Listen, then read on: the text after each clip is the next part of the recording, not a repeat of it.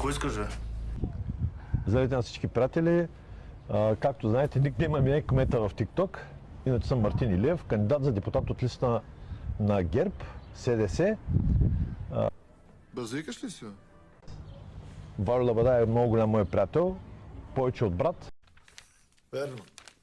Така, искам само да кажа на хората, естествено на моите фенове, на хората, които ме подкрепят и ме обичат като Валю Лабадай от TikTok-а, Кое?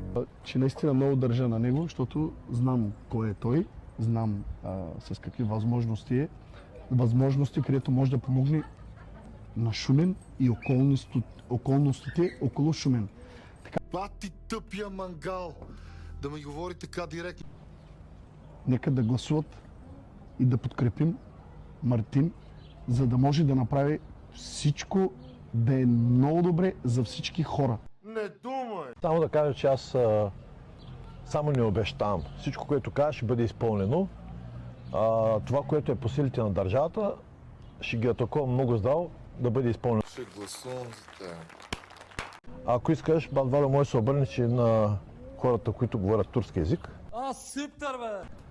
Arkadaşlar, hepimiz bir yardıma çıkalım kmete. Çünkü bilirsiniz benim adım Язък. Чок язък. Ти на номер 15, преференция 110. Благодаря ви предварително на всичките. Няма да ви подведа, обещавам ви. Благодаря ви. Баваш ли, момче?